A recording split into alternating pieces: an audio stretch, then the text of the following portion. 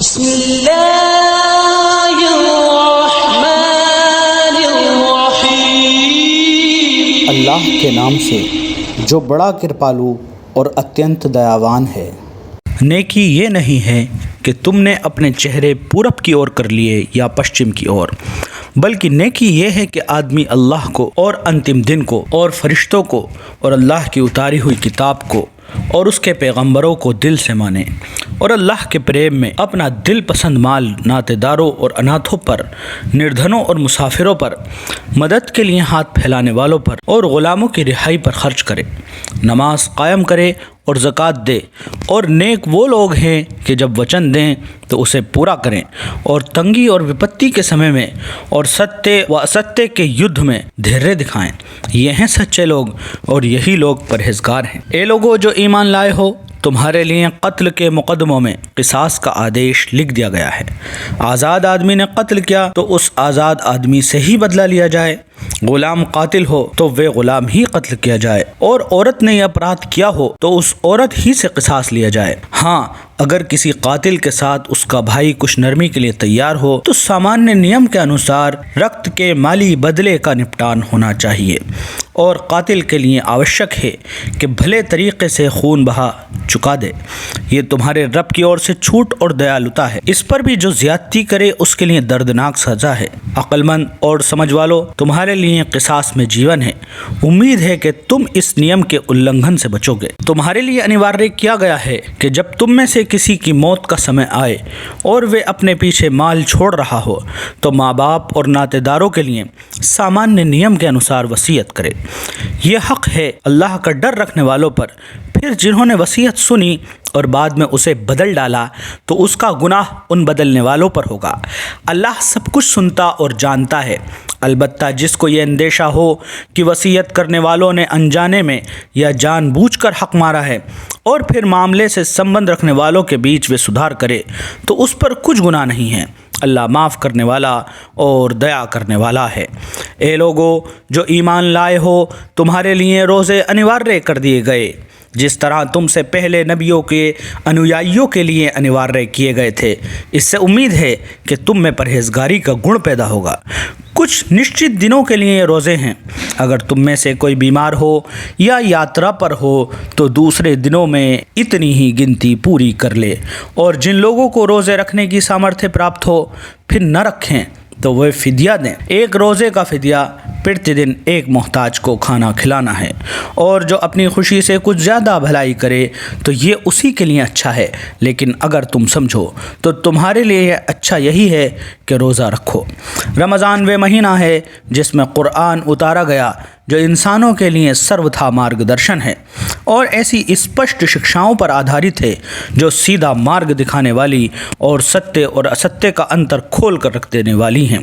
عطا اب سے جو ویکتی اس مہینے کو پائے اس کے لیے انواریہ ہے کہ اس پورے مہینے کے روزے رکھے، اور جو کوئی بیمار ہو یا سفر پر ہو تو وہ دوسرے دنوں میں روزوں کی گنتی پوری کرے۔ اللہ تمہارے ساتھ نرمی کرنا چاہتا ہے، سختی کرنا نہیں چاہتا، اس لیے یہ طریقہ تمہیں بتایا جا رہا ہے تاکہ تم روزوں کی گنتی پوری کر سکو، اور جس سیدھے مارگ پر اللہ نے تمہیں لگایا ہے اس پر اللہ کی بڑائی کا اظہار کرو اور مانو اور شکر گزار بنو۔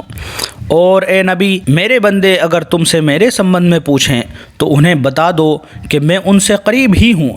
پکارنے والا جب مجھے پکارتا ہے تو میں اس کی پکار سنتا اور جواب دیتا ہوں۔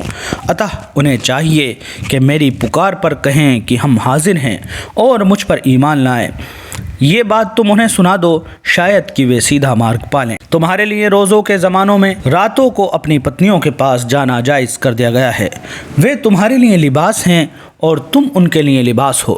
اللہ کو معلوم ہو گیا ہے کہ تم لوگ چپکے چپکے اپنے آپ سے خیانت کر رہے تھے، اپنے آپ سے چوری کر رہے تھے، مگر اس نے تمہارا قصور معاف کر دیا اور تمہیں چھوڑ دیا۔ اب تم اپنی پتنیوں کے ساتھ رات کاٹو، اور جو آنند اللہ نے تمہارے لیے جائز کر دیا ہے اسے حاصل کرو، اور راتوں کو کھاؤ پیو یہاں تک کہ رات کی کالی ماں کی دھاری سے پراتہ بیلا کی سفید دھاری اسپشٹ دکھائی دے جائے۔ تب یہ سب کام چھوڑ کر رات تک اپنا روزہ پورا کرو، اور جب تم مسجدوں میں اعتکاف میں ہو تو پتنیوں سے سمبھوگ نہ کرو۔ یہ اللہ اللہ کی निर्धारित की हुई सीमाएं हैं, इनके निकट न फटकना। इस तरह अल्लाह अपने आदेश लोगों के लिए स्पष्ट रूप से बयान करता है। उम्मीद है कि वे गलत रवैये से बचेंगे। और तुम लोग ना तो आपस में एक दूसरे के माल अवैध रूप से खाओ और न अधिकारी व्यक्तियों के आगे उनको इस गरज से पेश करो कि तुम्हें दूसरों के माल का कोई हिस्सा जानबूझकर अन्यायपूर्ण तरीके से खाने का अवसर मिल जाए। ए नबी, लोग तुमसे चांद के घटते बढ़ते रूपों के बारे में पूछते हैं। कहो, ये लोगों के लिए तिथियों के निर्धारण के लिए और हज के लक्षण हैं। उनसे ये भी कहो कि ये कोई नेकी का काम नहीं है कि तुम अपने घरों में पीछे की ओर से प्रवेश करते हो। नेकी तो वास्तव में यह है कि आदमी अल्लाह की अप्रसन्नता से बचे। अतः तुम अपने घरों में दरवाजे से ही आया करो। अलबत्ता अल्लाह से डरते रहो, शायद कि तुम्हें सफलता प्राप्त हो जाए। और तुम अल्लाह के मार्ग में उन लोगों से लड़ो जो तुमसे लड़ते हैं, लेकिन ज़्यादती ना करो कि अल्लाह ज़्यादती करने वालों को पसंद नहीं करता। उनसे लड़ो जहाँ भी तुम्हारी उनसे मुठभेड़ हो जाए, और उन्हें निकालो जहाँ से उन्होंने तुमको निकाला है, इसलिए कि कत्ल यद्यपि बुरा है मगर उपद्रव उससे भी अधिक बुरा है। और प्रतिष्ठित मस्जिद अर्थात काबा के निकट जब तक वे तुमसे न लड़ें तुम भी ना लड़ो, मगर जब वे वहाँ लड़ने से न चूकें तो तुम भी निसंकोच उन्हें मारो कि ऐसे अधर्मियों की यही सज़ा है। फिर अगर वे बाज आ जाएं तो जान लो कि अल्लाह क्षमा करने वाला और दयावान है। तुम उनसे लड़ते रहो यहाँ तक कि उपद्रव बाकी न रहे और धर्म अल्लाह के लिए हो जाए। फिर अगर वे बाज आ जाएं तो समझ लो कि अत्याचारियों के अलावा और किसी पर हाथ नहीं उठाया जा सकता। प्रतिष्ठित महीने का बदला प्रतिष्ठित महीना ही है और समस्त प्रतिष्ठाओं का लिहाज बराबरी के साथ होगा। अतः जो तुम पर हाथ उठाए तुम भी उसी तरह उसी पर हाथ उठाओ। अलबत्ता अल्लाह से डरते रहो और ये जान रखो कि अल्लाह उन्हीं लोगों के साथ है जो उसकी सीमाओं को तोड़ने से बचते हैं। अल्लाह के मार्ग में खर्च करो और अपने हाथों अपने आप को तबाही में न डालो। अच्छे से अच्छा तरीक़ा अपनाओ कि अल्लाह अच्छे से अच्छा तरीक़ा अपनाने वालों को पसंद करता है। अल्लाह की खुशनुदी के लिए जब हज और उम्रा का निश्चय करो तो उसे पूरा करो, और कहीं घिर जाओ तो जो कुर्बानी उपलब्ध हो अल्लाह की सेवा में भेंट करो, और अपने सर न मूड़ो जब तक कि कुर्बानी अपने स्थान पर न पहुंच जाए। मगर जो व्यक्ति बीमार हो या जिसके सर में कोई तकलीफ़ हो और इस कारण वे अपना सर मुंडवा ले तो उसे चाहिए कि प्रतिदिन सदका के रूप में रोज़े रखे या दान करे या कुर्बानी करे। फिर अगर तुम्हें अमन नसीब हो जाए और तुम हज से पहले मक्का पहुंच जाओ तो जो व्यक्ति तुम में से हज का समय आने तक उम्रा से फ़ायदा उठाए वे सामर्थ्य के अनुसार कुर्बानी दे। और अगर कुर्बानी उपलब्ध न हो तो 3 रोज़े हज के समय में और 7 घर पहुंचकर इस तरह पूरे 10 रोज़े रख ले। ये छूट उन लोगों के लिए है जिनके घर बार प्रतिष्ठित मस्जिद के निकट न हो। अल्लाह के इन आदेशों के उल्लंघन से बचो और खूब जान लो कि अल्लाह सख्त सज़ा देने वाला है। हज के महीने सबको मालूम हैं। जो व्यक्ति उन निश्चित महीनों में हज का इरादा करे उसे सावधान रहना चाहिए कि हज के बीच में उससे कोई काम वासना का कार्य, कोई बुरा काम, कोई लड़ाई झगड़े की बात न होने पाए। और जो अच्छे कर्म तुम करोगे उसे अल्लाह जानता होगा। हज के सफ़र के लिए पाथे साथ ले जाओ और सबसे अच्छा पाथे परहेजगारी है। अतः ए अक्ल वालो मेरी नाफरमानी से बचो, और यदि हज के साथ साथ तुम अपने रब का अनुग्रह भी खोजते जाओ तो इसमें कोई दोष नहीं। फिर जब अरफात से चलो तो मशअरे हराम अर्थात मुज़दलिफ़ा के पास ठहर कर अल्लाह को याद करो, और उसी तरह याद करो जिसकी सीख उसने तुम्हें दी है, वरना इससे पहले तो तुम लोग भटके हुए थे। फिर जहाँ से और सब लोग पलटते हैं वहीं से तुम भी पलटो और अल्लाह से माफ़ी चाहो, निश्चय ही वे क्षमाशील और दयावान हैं। फिर जब हज संबंधी अरकान को पूरा कर चुको तो जिस तरह पहले अपने पूर्वजों की चर्चा करते थे उसी तरह अब अल्लाह का जिक्र करो, बल्कि उससे भी बढ़कर। मगर अल्लाह को याद करने वालों में भी बहुत अंतर है। उनमें से कोई तो ऐसा है जो कहता है कि ए हमारे रब हमें दुनिया में सब कुछ दे दे, ऐसे व्यक्ति के लिए आखिरत में कोई हिस्सा नहीं।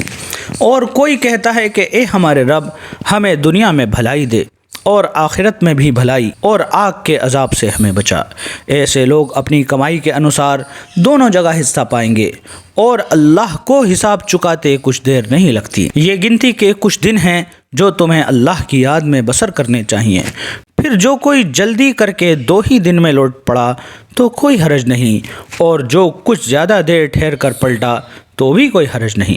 شرط یہ ہے کہ یہ دن اس نے پرہیزگاری کے ساتھ بسر کیے ہوں۔ اللہ کی نافرمانی سے بچو اور خوب جان رکھو کہ ایک دن اس کے سامنے تمہاری پیشی ہونے والی ہے۔ انسانوں میں کوئی تو ایسا ہے جس کی باتیں دنیا کی زندگی میں تمہیں بہت بھلی لگتی ہیں، اور اپنی نیک نیتی پر وہ بار بار اللہ کو گواہ ٹھہراتا ہے، مگر واستو میں وہ ستے کا بدترین دشمن ہوتا ہے۔ جب اسے ستہ مل جاتی ہے تو دھرتی میں اس کی ساری دوڑ دھوپ اس لیے ہوتی ہے کہ بگاڑ پھیلائے، کھیتوں کو نشٹ کرے اور انسانی نسل کو تباہ کرے، حالانکہ اللہ جسے وہ گواہ بنا رہا تھا بگاڑ کو ہرگز پسند نہیں کرتا۔ اور اس سے کہا جاتا ہے کہ اللہ سے ڈر تو اپنی پرتشٹھا کا دھیان اس کو گناہ پر جما دیتا ہے۔ ایسے ویکتی کے لیے تو بس جہنم ہی کافی ہے، اور وہ بہت برا ٹھکانہ ہے۔